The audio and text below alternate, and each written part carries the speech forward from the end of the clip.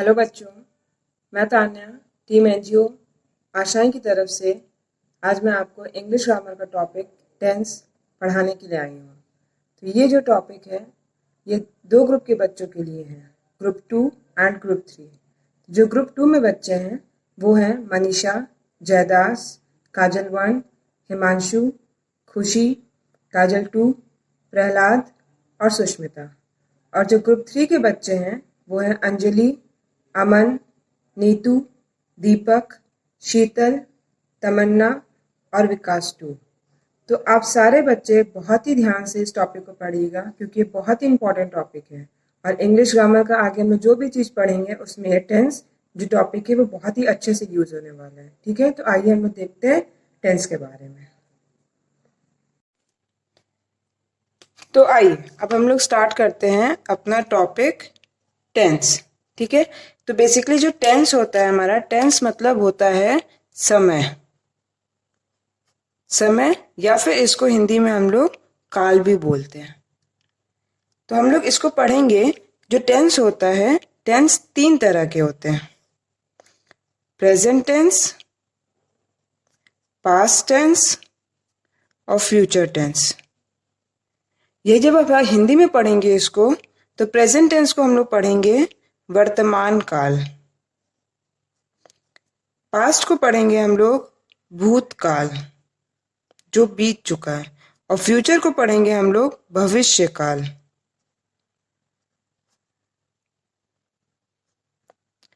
ठीक है, तो जो वर्तमान काल होता है उसका मतलब होता है जो अभी चल रहा है, जो अभी चल रहा है। जैसे मैं आपको पढ़ा रही हूं तो ये कौन से काल में आएगा? ये वर्तमान काल में आएगा क्योंकि ये कार्य अभी चल रहा है। भूतकाल या पास्ट टेंस में जैसे आ सकता है कि मैं कल घूमने गया था, मैं कल घूमने गया था। तो ये था क्या बताता है कि ये कार्य हो चुका है, बीत चुका है। तो ये होता है पास्ट टेंस, भूतकाल। भविष्य काल क्या होता है? जो आने वाला है, जो आने वाला है उसे हम लोग भविष्य काल कहते हैं, फ्यूचर टेंस कहते हैं। जैसे कल मैं नहाऊंगा। ठीक है, वो आज नहीं नहाया है, वो कल नहाएगा। कल मैं नहाऊंगा, तो ये कल आने वाला है, आज की बात नहीं हो रही है, कल की बात हो रही है। तो ये हो गया हमारा फ्यूचर टेंस। तो 3 तरह के टेंस होते हैं, प्रेजेंट टेंस, पास्ट टेंस और फ्यूचर टेंस। ठीक है, इसके बारे में और पढ़ने से पहले हम लोग कुछ इंपॉर्टेंट चीजें देख लेते हैं। वो होता है हेल्पिंग वर्ब।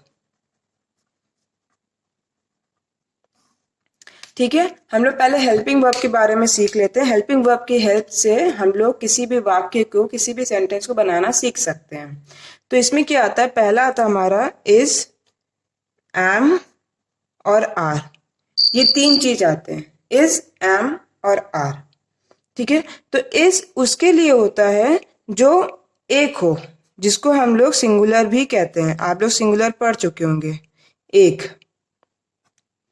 ठीक है, और आर उनके लिए आता है जो बहुत हो, ठीक है, या अनेक, जिनको हम लोग कहते हैं प्लूरल, उनके लिए आता है। तो इज हो गया, आर हो गया, और जो एम होता है वो हमेशा आई के लिए आता है। तो ये 3 हम लोग तभी यूज करेंगे जब हम लोग प्रेजेंट टेंस में होंगे। प्रेजेंट मतलब वर्तमान, अभी के समय में। ठीक है, जैसे मैं कहूं, अगर इज की बात करते हैं तो ही एक होता है, तो ही के साथ इज लगा सकते हैं। ही इज अ डॉक्टर, मतलब वह डॉक्टर है। शी इज अ डॉक्टर, वह डॉक्टर है। ठीक है, इज हो गया। अब जैसे आर, आर मतलब बहुत ढेर सारे लोग, तो we are playing. They are, they भी बहुत सारे लोग हैं, तो दे आर डांसिंग। ठीक है, इज हो गया, आर हो गया। अब बच्चे एम, एम जो होता है वो हमेशा आई के साथ आता है, तो हम लोग क्या लिख सकते हैं, आई एम राइटिंग, मैं लिख रही हूं। ठीक है, आई एम स्लीपिंग, मैं सो रही हूं। तो ये जो हेल्पिंग वर्ब है इज एम आर, ये हमारा प्रेजेंट के साथ ही यूज होता है। तो इसका मतलब अगर ये प्रेजेंट के साथ यूज होता है तो हमारे पास कुछ हेल्पिंग वर्ब होंगे जो पास्ट और फ्यूचर के साथ यूज होंगे। हाँ, तो हम लोग अब वो पढ़ते हैं। अब जो पास्ट टेंस के साथ यूज होता है हेल्पिंग वर्ब वो होता है वॉज या फिर वर। तो जो वॉज होता है वो एक के लिए होता है और जो वर होता है वो अनेक के लिए होता है। तो अनेक में जैसे वी, दे, यू, यू के साथ हमेशा प्लूरल ही लगता है। ठीक है, और ये जो एक है वो जैसे ही, शी, इट, ये हो जाएगा। जो फ्यूचर टेंस होता है हमारा, फ्यूचर, उसके साथ जो हेल्पिंग वर्ब लगता है वो होता है विल बी। ये विल बी चाहे सिंगुलर हो उसके साथ, चाहे प्लूरल हो उसके साथ, किसी के साथ भी लग सकता है। जैसे ही विल बी प्लेइंग,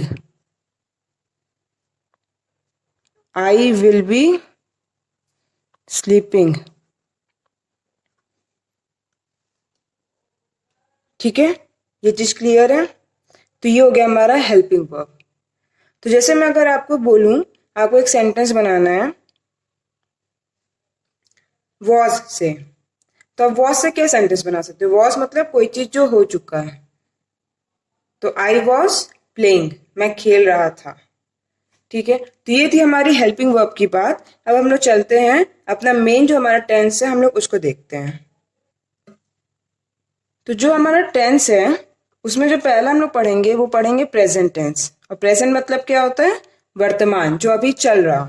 तो ये चीज ध्यान रखिएगा कि हिंदी में अगर आप कोई भी सेंटेंस लिखते हैं, अगर उसके आखिरी में हूं, है, हो, ये सब अगर शब्द आते हैं, जैसे मैं खेल रहा हूं, तो ये क्या होगा, आपका प्रेजेंट टेंस हो गया, मैं खेल रहा हूं, आई एम प्लेइंग।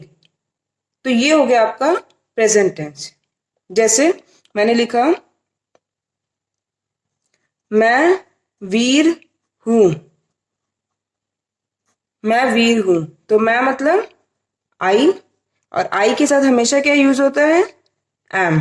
ये हूं मतलब हो गया एम। और वीर को इंग्लिश में क्या बोलेंगे, brave, I am brave. Next example देखते हैं, वह ईमानदार है। तो है आ गया, मतलब ये भी वर्तमान की बात कर रहा है, अभी प्रेजेंट की बात कर रहा है ये। वह मतलब ही के साथ क्या लगाते हैं हम लोग, इज। तो ये चीज जो है वो इज बता रहा है। ईमानदार क्या बताएगा, ही इज ऑनेस्ट।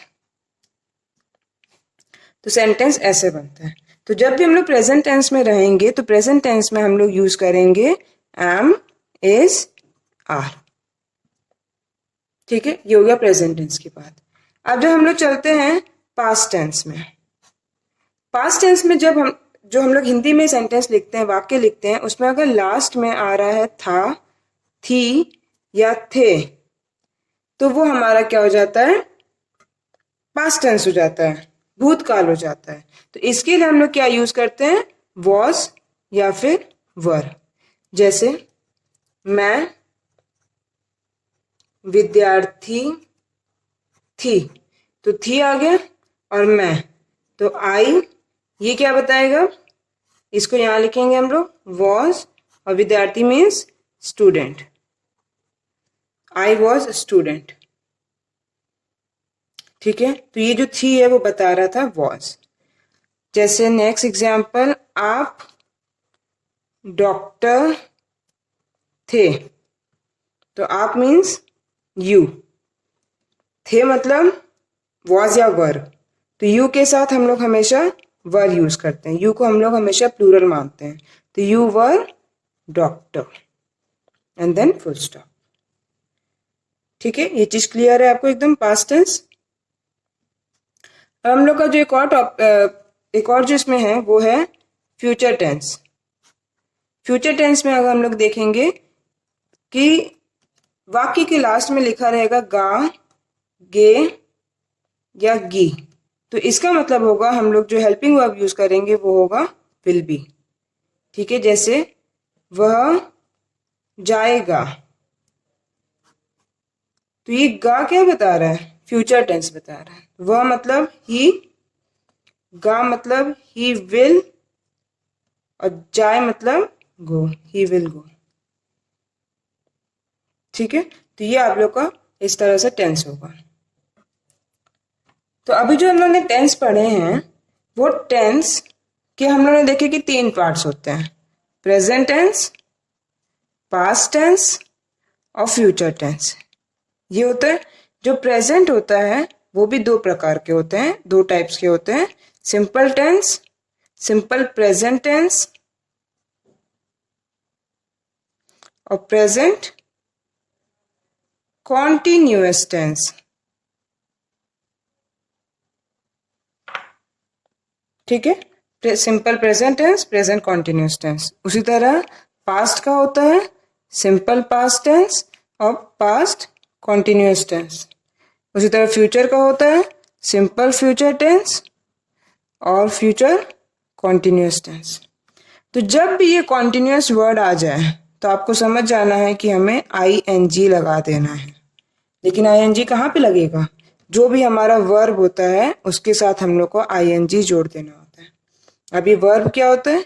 ये वर्ब होता है क्रिया। क्रिया मतलब होता है कोई भी काम, जैसे दौड़ना जिसको हम लोग रन कहते हैं, लिखना जिसको हम लोग राइट कहते हैं। तो ये सब क्या है? ये सब एक कार्य है। तो इन्हीं सब के आगे से run ING, running, right ING लग जाएगा, राइटिंग। तो ये सब हमारा बताएगा कॉन्टिन्यूअस टेंस। तो अभी जो हम लोग सीखे हैं पहले वो सिंपल प्रेजेंट टेंस सीख लिए, सिंपल पास्ट टेंस सीख लिए और सिंपल फ्यूचर टेंस सीख लिए। सिंपल प्रेजेंट टेंस में क्या लगता है? Is, am, are. Simple past tense में लगता है वॉज, वर, और सिंपल फ्यूचर टेंस में लगता है विल बी। ठीक है, अब हम लोग को सीखना है कॉन्टिन्यूअस टेंस। कॉन्टिन्यूअस टेंस बहुत ईजी है, कुछ नहीं है इसमें। तो हम लोग एक एग्जाम्पल देख लेते हैं, जैसे आई एम स्टडिंग, मैं पढ़ रही हूं। तो ये स्टडी क्या है? वर्ब है, कोई क्रिया हो रही है और इसके आगे ये लग गया है ING, और आई के साथ हमेशा एम लगता है। ही इज प्लेइंग, वह खेल रहा है आएगा तो मतलब वो प्रेजेंट टेंस है। ही एक होता है इसलिए एक के साथ इज लगता है। प्ले एक वर्ब है, अगर ING लग जाएगा तो वो प्रेजेंट कॉन्टिन्यूअस टेंस हो जाएगा। उसी तरह पास्ट कॉन्टिन्यूअस टेंस में क्या हम लोग यूज करेंगे? वॉज वर्ब का यूज करेंगे। आई वॉज स्टडिंग, मैं पढ़ रही थी। दे वर प्लेइंग, वे खेल रहे थे। ठीक है, वॉज और वर बता रहा है कि ये चीज बीत चुका है, अब नहीं हो रहा है, भूतकाल की बात है। उसी तरह हम लोग फ्यूचर टेंस में देखेंगे, ही विल बी स्टडिंग, वो पढ़ रहा होगा या वो पढ़ेगा। दे विल बी रनिंग, मतलब वो दौड़ेंगे। तो गे वर्ड आ रहा लास्ट में, गे मतलब हो जाएगा कि वो फ्यूचर टेंस की बात कर रहा है। हिंदी में जब हम लोग लिखेंगे तो हम लोग लिखेंगे वे दौड़ेंगे, लास्ट में गे आ रहा है तो वो हो गया फ्यूचर टेंस हमारा। ठीक है, तो फ्यूचर टेंस के लिए हम लोग क्या यूज करेंगे? विल बी यूज करेंगे। तो हमेशा हमारा जो वाक्य है वो ऐसे ही बनता है। तो वाक्य कैसे बनता है? पहले हम लोगों ने क्या लिखा? आई, दे, ही, दे, ये सब क्या है? ये सब हमारे प्रोनाउंस हैं, या फिर नाउन्स भी लिख सकते हैं, जैसे राम इज रनिंग।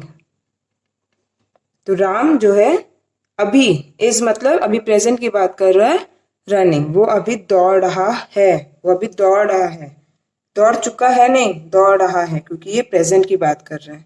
तो नाउन्स और प्रोनाउंस लिखेंगे। फिर हमारा जो हेल्पिंग वर्ब है, ठीक है, हमारा जो हेल्पिंग वर्ब है इज, एम, आर, या फिर वॉज, वर, या फिर विल बी। इन तीनों में से अपने सिचुएशन के अकॉर्डिंग हम लोग ये लगाएंगे। और फिर वर्ब, वर्ब मतलब रन, राइट, स्टडी, प्ले, ये सब वर्ब हो जाएंगे। और साथ में हम लोग आईएनजी जोड़ देंगे, तभी हमारा जो पूरा है वो क्या बन जाएगा, कॉन्टिन्यूअस टेंस बन जाएगा। और कॉन्टिन्यूअस मतलब कोई चीज जो चल रहा है। तो प्रेजेंट मतलब जो अभी चल रहा है, पास्ट मतलब जो चल रहा था, आई वॉज प्लेइंग, मैं खेल रहा था। फ्यूचर टेंस जो चलेगा आगे, जो कुछ लंबे समय तक चलेगा, ही विल बी प्लेइंग, वो कुछ समय तक खेलेगा। तो ये सब हमारे हो जाते हैं प्रेजेंट, पास्ट और फ्यूचर टेंस। और इसके हमारे कॉन्टिन्यूअस मतलब होता है जो कोई चीज चलेगा, और जो सिंपल होता है वो बस बताता है कि ये चीज हो रहा है। ठीक है, ये चीज क्लियर है आपको अच्छे से? तो ये आपके पास मैंने कुछ क्वेश्चंस दिए हैं हिंदी में, आप इसको इंग्लिश में ट्रांसलेट करिएगा। ध्यान रखिएगा, अगर था है तो मतलब पास्ट टेंस वॉज या वर लगेगा, हूँ मतलब present tense is, am, are लगेगा, इन तीनों में से कोई एक। और रहूंगा, गा वर्ड आ रहा है, गा लेटर आ रहा है लास्ट में, मतलब कि फ्यूचर की बात करें तो फ्यूचर में हम लोग विल बी का यूज करेंगे। ठीक है, तो आप इसको बना के रखिएगा, आपको जो भी लोग पढ़ाते होंगे वो इसको चेक कर लेंगे। ठीक है, okay, thank you everyone, all the best, बहुत अच्छे से आप लोग पढ़ाई करिए।